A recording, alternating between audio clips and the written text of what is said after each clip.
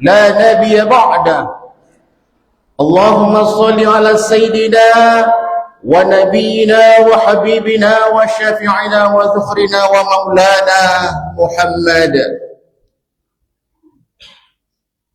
Kaum muslimin dan muslimat dirahmati Allah Subhanahu wa taala. Pertama-tama khatib ingin mengajak hadirin sekalian, marilah kita senantiasa meningkatkan ketakwaan dengan melaksanakan semua perintah Allah dan meninggalkan seluruh larangannya. Ketahuilah wahai saudara-saudaraku sekalian, bahwa sesungguhnya manusia yang merupakan Habibullah atau kekasih Allah adalah orang-orang yang bertakwa. Setinggi apapun jabatanmu, sehebat apapun dirimu di atas dunia ini, tapi jika tidak termasuk ke dalam golongan orang yang bertakwa, maka sesungguhnya engkaulah manusia yang merugi. Walaupun kekayaan yang kau miliki adalah seluas langit dan bumi dan samudra, engkau orang yang kaya raya, tapi jika tidak termasuk ke dalam golongan orang yang bertakwa, maka sesungguhnya engkaulah orang yang merugi. Akan tetapi saudaraku, walaupun kita tidak punya jabatan apa-apa, kita orang biasa-biasa saja, kita rakyat jelata, orang yang miskin dan papa, tidak diperhitungkan di permukaan bumi ini. Tak ada orang kenal di permukaan bumi ini. Tapi jika kita termasuk ke dalam golongan orang yang bertakwa, maka beruntunglah, engkaulah manusia langitan, engkaulah Habibullah, engkau kekasih Allah, dan engkaulah sebagai calon penghuni surga. Oleh sebab itu saudaraku sekalian, apapun jabatan kita, apapun status kita, sebesar apapun kekayaan kita miliki, mari kita raih ketakwaan, karena itulah sesungguhnya yang menjadikan diri kita sebagai Habibullah dan akan masuk ke dalam surga Allah. Ma'asyiral muslimin rahimakumullah, pada sekarang kaum muslimin dan muslimat berbahagia di mana-mana, memakai baju baru, memasak makanan yang paling enak, semua bergembira. Tapi pada hari ini ada saudara-saudara kita yang bersedih. Biasanya di pagi hari di subuh buta, mereka bersimpuh di hadapan orang tua, mencium tangan orang tua, memeluk ibu, memeluk ayah, seraya meminta maaf, minta ampun kepada orang tua. Seorang istri meminta ampun kepada suaminya, tapi istri sudah tiada. Mungkin suami sudah tiada, anak yang pergi, maka cucuran air matalah di pagi yang mulia ini. Betapa tidak sedihnya ketika lebaran di hari mulia ini, anak-anak kadang-kadang mengantarkan makanan yang disenangi orang tua, tapi hari ini tak dapat kita untuk mengantarkan makanan itu, karena orang tua kita telah pergi menghadap Sang Khalik. Saudaraku yang dirahmati Allah Subhanahu wa taala, oleh sebab itu di hari yang mulia ini, jangan pernah kita lupa mendoakan orang tua kita yang tercinta. Jangan lupa pernah mendoakan ibu yang telah melahirkan kita, yang membesarkan kita dan mendidik kita. Dengan melahirkan kita, tumpah darahnya, menjerit kesakitan ibu kita, putus uratnya, sehingga kita menjadi hebat dan orang yang berhasil pada saat sekarang. Begitu juga ayah kita siang malam mencari rezeki, keriput keningnya, hitam kulitnya, bongkok badannya. Kadang-kadang dia sakit, dia katakan tidak sakit. Kadang-kadang dia lapar, dia katakan tidak lapar. Karena uang lebih penting untuk anak dan istri tercinta. Luar biasa pengorbanan orang tua kita. Jangan pernah lupa mendoakan orang tua kita yang tercinta. Allahu Akbar, Allahu Akbar, Allahu Akbar, walillahil hamd. Saudaraku, 30 hari kita berada di bulan Ramadan. Ketika bulan Rajab, kita selalu berdoa siang malam, Allahumma barik lana fi Rajab wa Sya'ban wa balighna Ramadan. Ya Allah, Engkau berkatilah kami di bulan Rajab dan Sya'ban, dan pertemukan kami di bulan Ramadan. Kita sudah menjalani selama 1 bulan, sementara banyak saudara kita, orang tua kita yang tak berjumpa dengan Ramadan. Maka Allah memberikan kesempatan kepada kita untuk berjumpa dengan Ramadan. Ini membuktikan bahwa Allah masih sayang dengan kita. Apa bukti kasih sayang Allah? Allah menyuruh kita untuk membakar semua dosa-dosa kita di bulan Ramadan. Allah untuk menyuruh kita mengumpulkan amalan-amalan kita yang terbanyak dan terbaik di bulan Ramadan. Di malam hari kita melakukan qiyamul lail, bersujud bersimpuh di hadapan Allah. Kita mengakui dosa-dosa kita, menyesali semua dosa-dosa kita, dan berjanji tidak akan mengulangi lagi. Di 10 malam terakhir, banyak masjid-masjid semua penuh, karena jemaahnya melakukan i'tikaf. Karena Rasulullah 10 hari 10 malam i'tikaf di masjid, bukan di rumah. Tapi kadang-kadang banyak para jemaah yang tidak mau i'tikaf di masjid. Kadang-kadang kita malu dengan Rasul. Rasul kita manusia yang terpuji, manusia yang mulia, dijamin masuk dalam surga, manusia tanpa dosa, tapi 10 hari 10 malam i'tikaf di masjid. Kita siapa? Kita Rasul tidak, Nabi tidak, ulama tidak, orang keramat tidak, tapi kita para pendosa, banyak dosa kita, tapi tak mau i'tikaf di masjid, tak mau menangisi semua dosa-dosanya. Apa hebat kita dibandingkan Rasulullah sallallahu alaihi wasallam? Saudaraku yang dirahmati Allah Subhanahu wa taala. Oleh sebab itu saudaraku sekalian, hari ini kita coba melakukan muhasabah. Seberapa banyak amalan-amalan yang telah kita lakukan di bulan Ramadan? Apakah selama bulan Ramadan Allah sudah mengampuni semua dosa-dosa kita? Mari kita lakukan muhasabah. Kita hitung-hitung.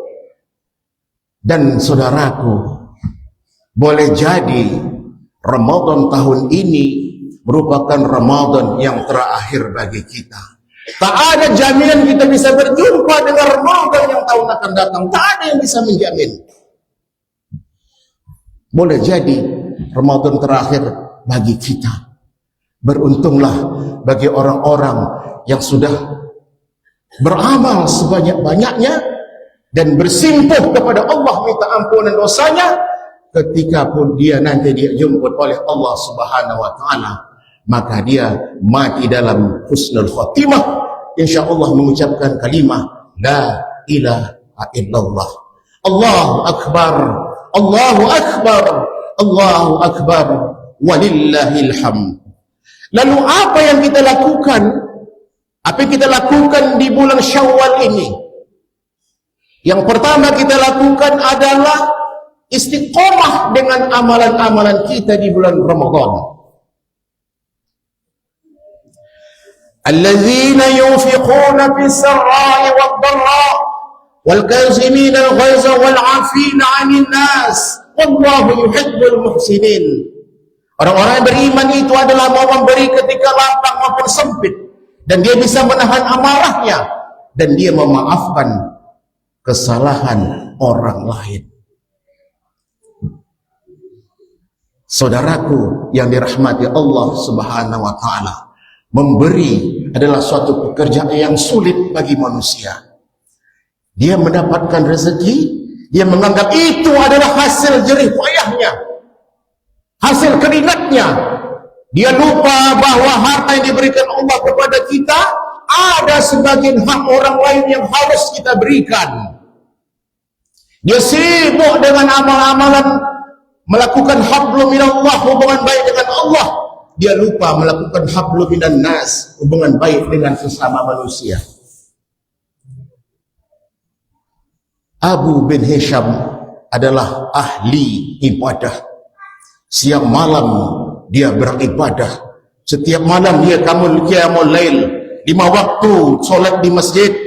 dia membaca Al-Quran, berzikir, berselawat, suatu kali berjumpa dengan malaikat. Malaikat membawa kitab. Kitab apakah itu? Dia mengatakan, ini kitab nama-nama disayang Allah dan akan masuk ke dalam surga. Dengan pedenya dia bertanya, tolong lihatkan namaku, apakah ada dalam kitab itu? Setelah dilihat, malaikat tidak melihatkan namanya, tidak ada namanya. Dia menangis dan jatuh pingsan. Setelah sadar, dia bertanya, mengapa namaku tidak dicatat dalam kitab itu? Padahal aku orang yang alim, aku rajin beribadah, siang malam aku beribadah, qiyamul lail, baca Al-Quran, berzikir.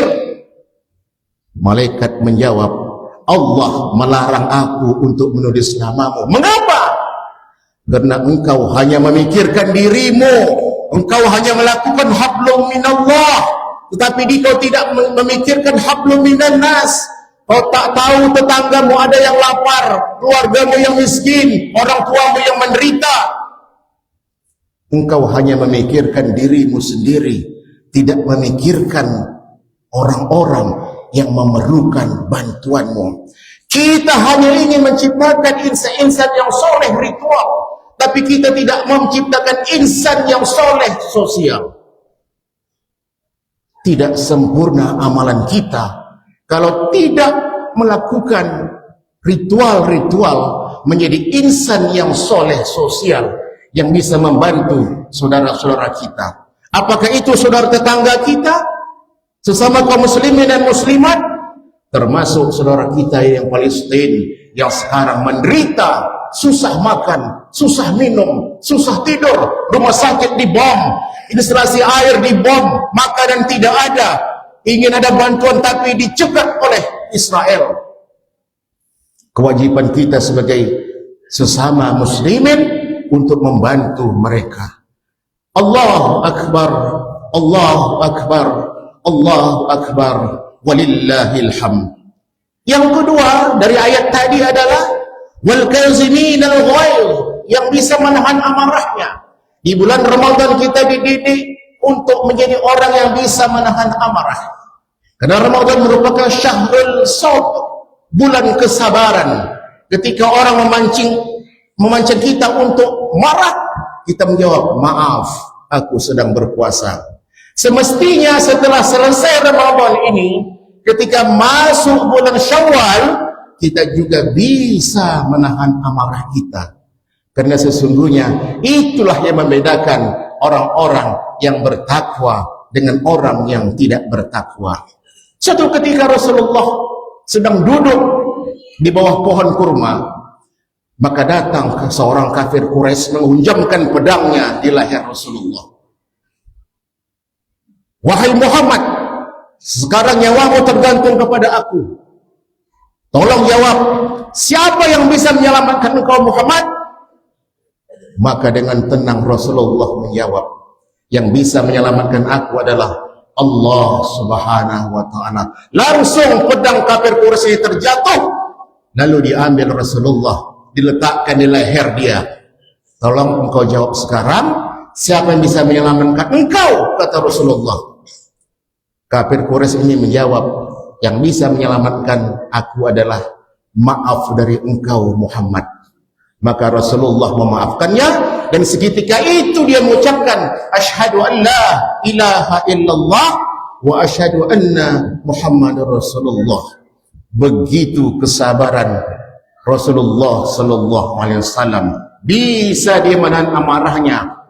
Kalau berlaku dengan kita, mungkin sudah mati orang itu, kita balas karena dia akan membunuh kita, maka kita akan membunuh dia. Tapi beda dengan Rasulullah, dia bisa menahan amarahnya, dia sabar. Itulah sesungguhnya peringkat tertinggi di dalam orang-orang yang soleh.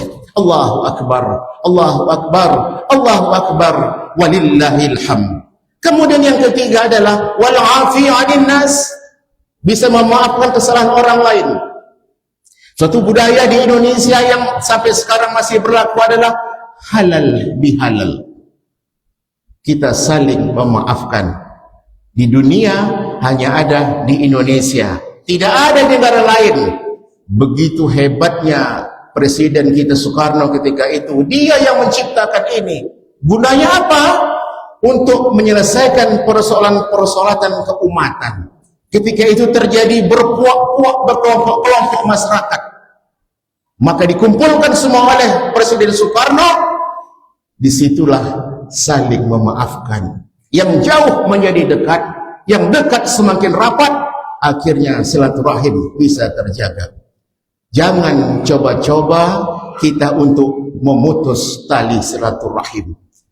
Rasulullah bersabda, la yadkhulul jannata qati'un. Tidak masuk surga orang yang memutuskan apa? Memutuskan silaturahim. Menitipkan hartanya dengan kawannya yang alim, yang jujur, namanya Amar. Dia titipkan uang 1000 dinar. Dia berangkat haji. Setelah pulang haji, maka dia mendatangi rumah kawannya Amar. Ternyata Amar sudah meninggal. Ditanya keluarganya, anak istrinya di mana hartanya, satu pun tidak tahu.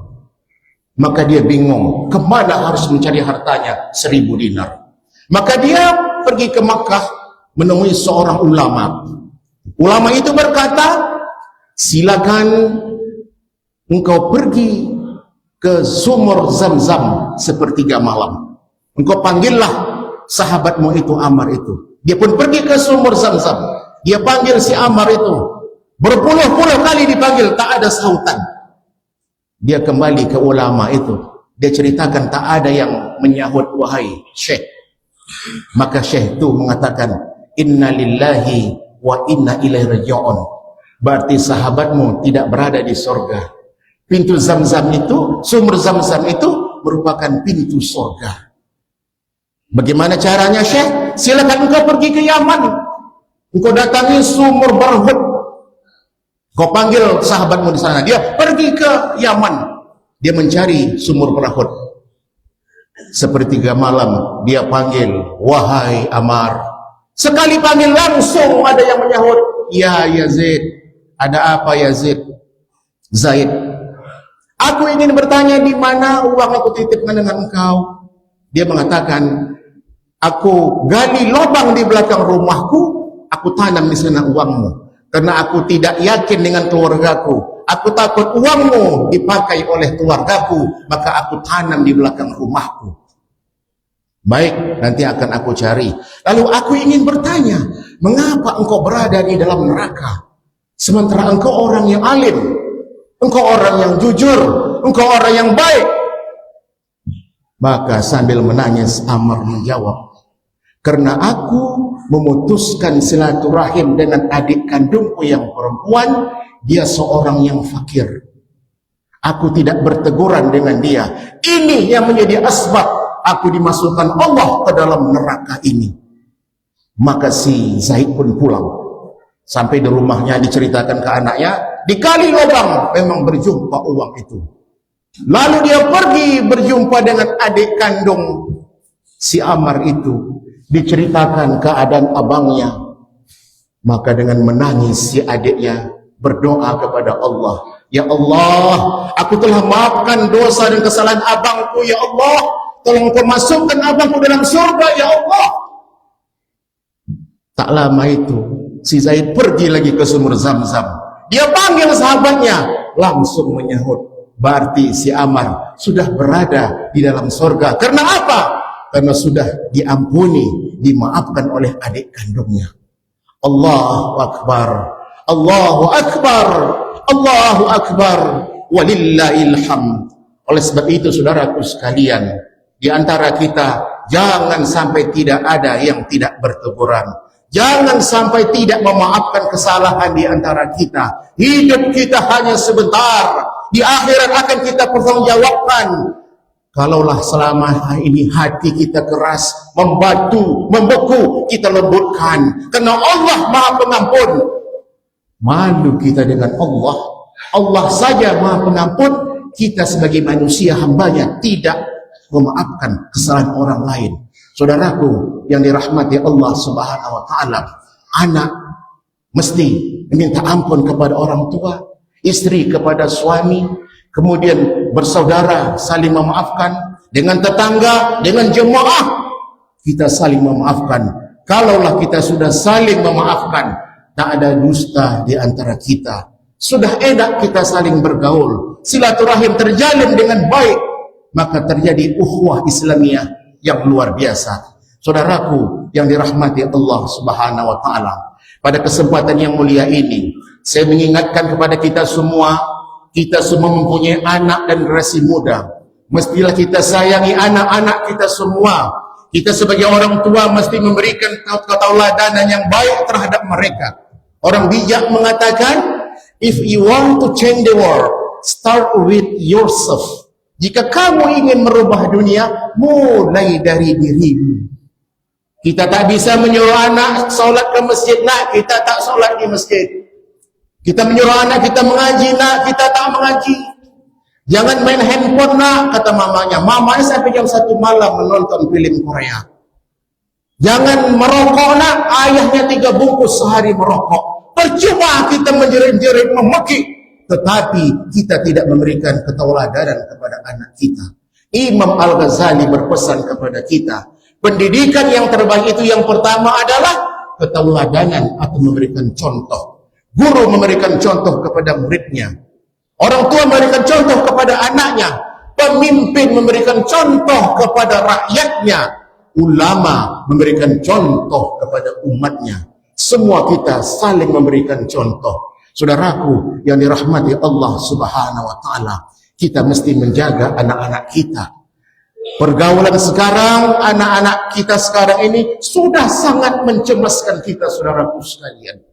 Ini adalah pengaruh dari IT, penggunaan IT, terutama handphone. Dari handphone anak-anak kita bisa menonton film-film porno. Dari handphone anak-anak kita bisa menonton film kekerasan. Dari handphone anak kita bisa melakukan transaksi narkoba. Handphone yang membeli adalah orang tua.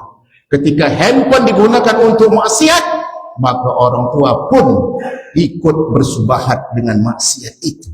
Orang tua ikut mendapat dosa karena anaknya salah menggunakan handphone. Tapi kalau handphone digunakan untuk membaca Al-Quran, untuk menelpon, menjadi kalkulator, dan mencari informasi-informasi yang terbaik, maka dia akan mendapat pahala yang besar. Termasuk orang tua pun mendapatkan pahala yang terbesar karena handphone digunakan untuk yang baik.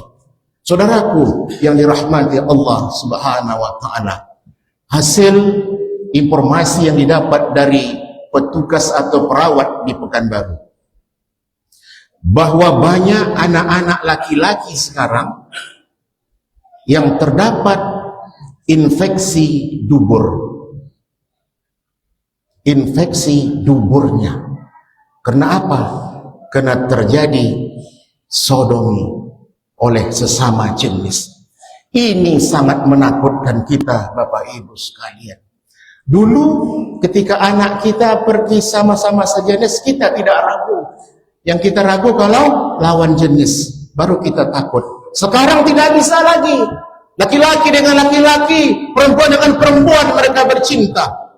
Kalau ini terjadi, saudaraku sekalian, maka tunggulah azab Allah akan turun kepada kita. Hati-hati untuk menjaga anak. Ketika anak keluar, pastikan kemana dia pergi, dengan siapa dia pergi, apa yang dilakukannya. Jaga anak kita. Ya ayyuhalladzina amanu qu anfusakum wa ahlikum nara. Wahai orang-orang yang beriman, jaga dirimu dan keluargamu dari bahaya api neraka. Orang tua tidak bisa untuk menyelamatkan diri sendiri. Ketika engkau besok dalam surga, jangan salah ketika engkau dikeluarkan Allah dari surga, engkau bertanya, mengapa engkau keluarkan aku, wahai Allah? Karena engkau tidak bisa menjadi anakmu. Anak merupakan tanggung jawab orang tua. Mari kita jaga anak-anak kita, mari kita jaga generasi muda kita. Dan di tangan mereka lah terletak kejayaan agama Islam. Di tangan mereka lah terletak kejayaan bangsa yang kita cinta ini.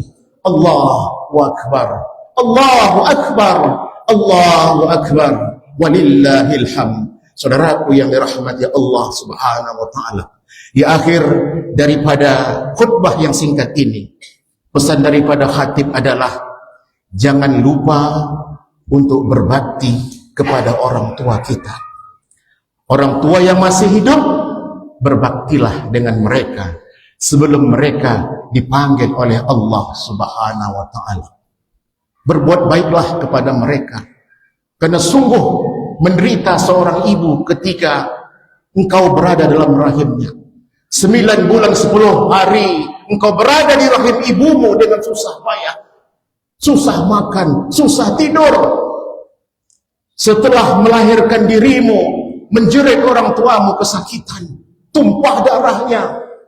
Banyak orang tua yang meninggal, seorang ibu meninggal karena melahirkan anak yang tercinta. Luar biasa pengorbanan ibu kita. Diberikan kita susu yang terbaik, diberikan kasih sayang, makanan, pakaian yang terbaik, pendidikan yang terbaik. Maka jangan lupa berbakti kepada mereka yang masih hidup. Berbakti juga kepada ayah kalian, karena ayah kalian yang mencari rezeki sehingga ibumu bisa menyusui adalah dari makanan yang dibelikan oleh ayahmu. Siang malam ayahmu mencari rezeki adalah untuk membahagiakan anak dan istrinya. Jangan sampai terlambat, saudaraku sekalian. Banyak orang hidup berbahagia dengan keluarganya, tapi dia biarkan orang tuanya sengsara di kampung. Banyak orang yang berbahagia dengan keluarganya, sekali setahun pun dia tidak bisa pulang ke kampung dengan alasan sibuk dengan pekerjaan. Kadang-kadang seminggu sebelum lebaran, emak ni menelepon, nak, sudah seminggu lagi nak lebaran, jadi kau pulang nak? Belum tahu lagi mak, aku sibuk mak.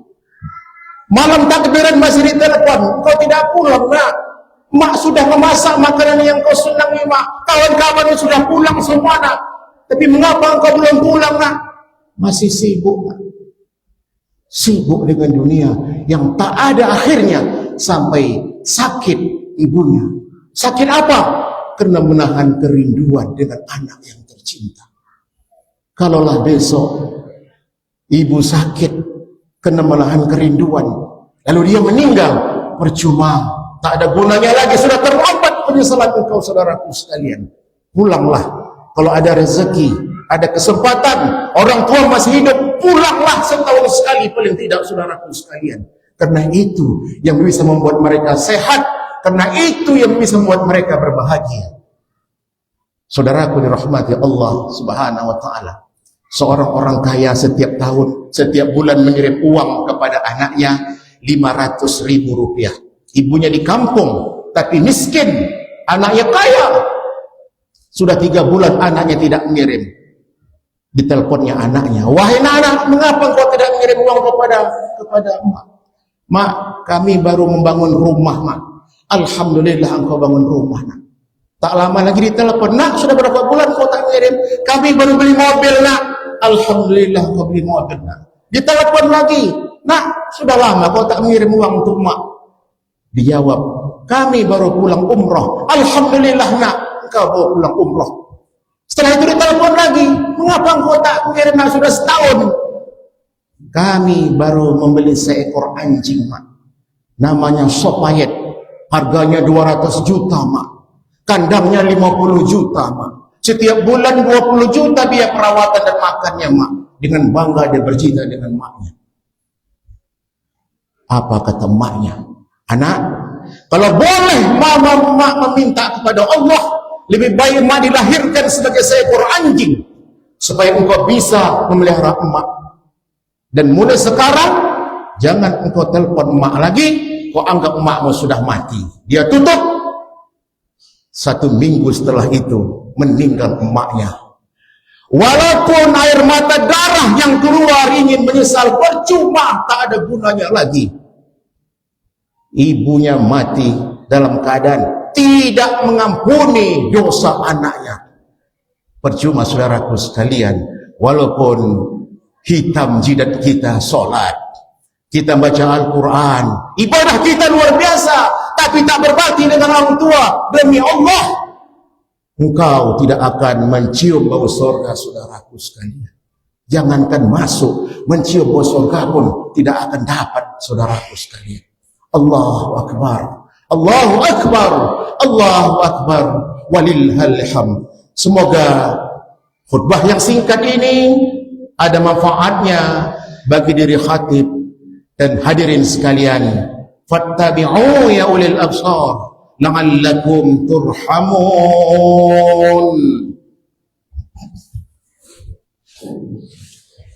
Allahumma salli ala sayyidina Muhammad wa ala ali sayyidina Muhammad.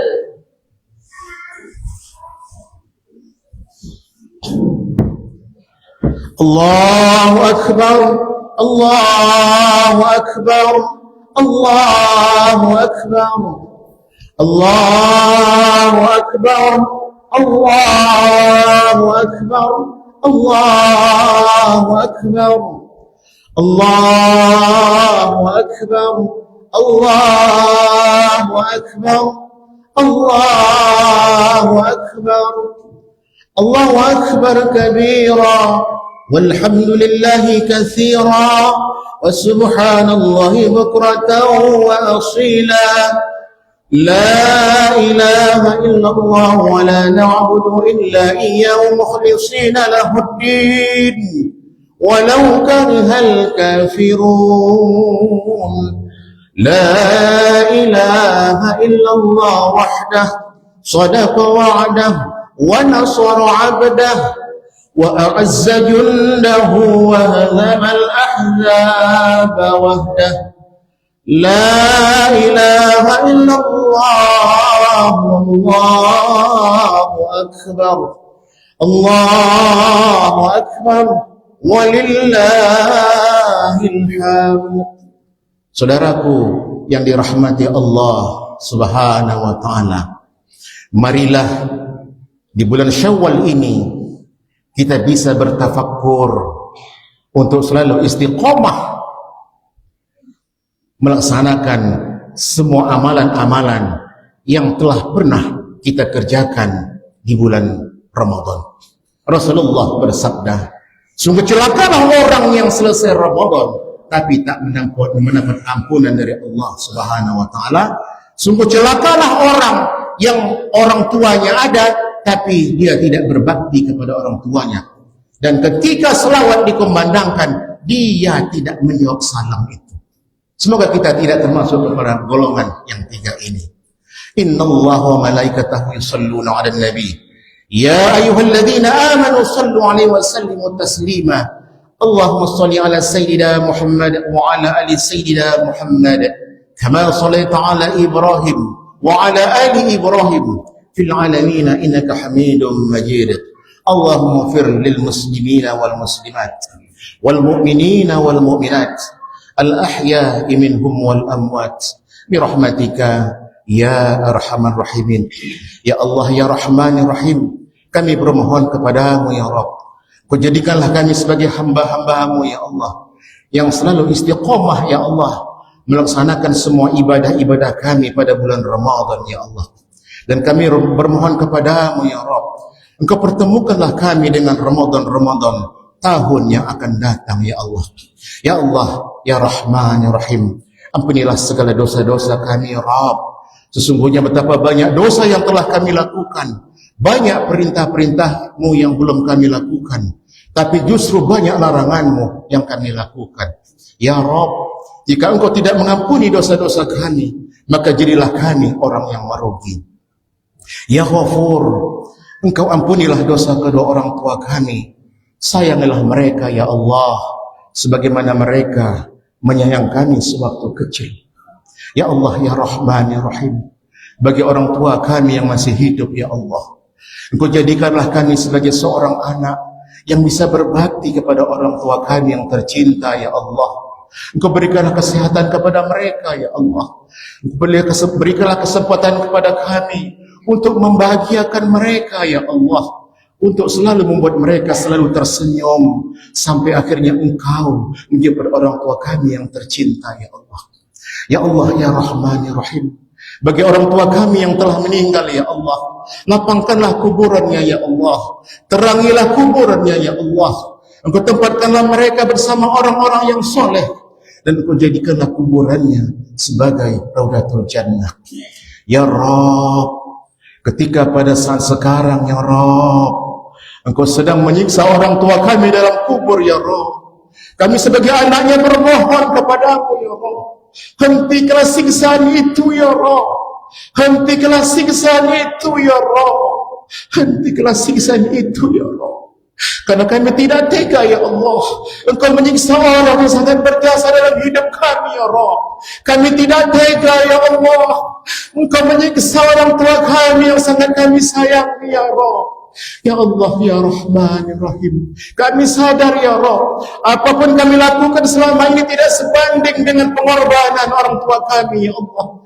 Ibu kami ya Allah, 9 bulan 10 hari kami Engkau titipkan di rahimnya ya Allah, dengan susah payah dan kesakitan ibu kami ya Allah.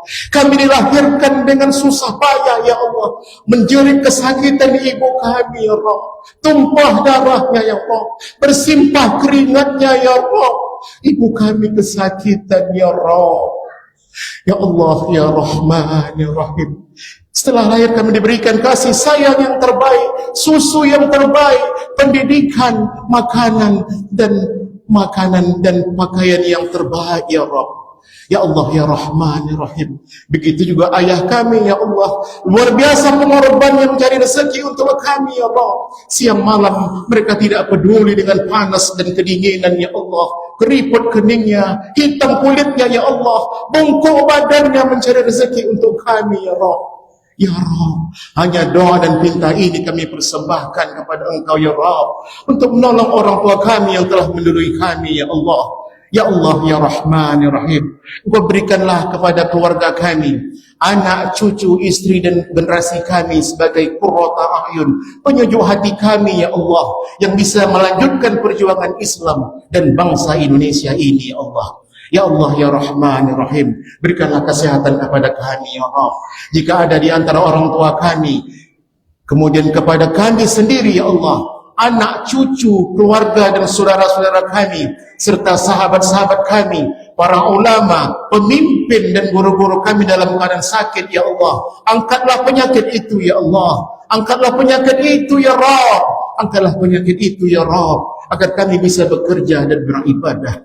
Ya Allah ya Rahman ya Rahim, Engkau limpahkanlah rezeki yang barokah kepada kami ya Rabb. Jika rezeki itu di atas Engkau turunkan, jika dalam bumi Engkau naikkan, jika jauh Engkau dekatkan, jika sedikit Engkau perbanyak, jika sulit Engkau permudah, jika haram Engkau sucikan ya Allah. Ya Allah ya Rahman ya Rahim, akhirnya kami bermohon kepadamu ya Rabb.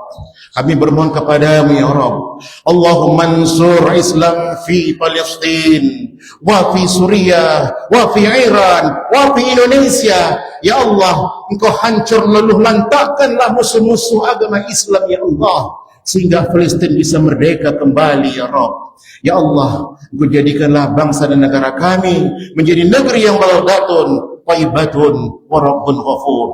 Rabbana hab lana min azwajina wa dhurriyyatina qurrata a'yun waj'alna lil muttaqina imama.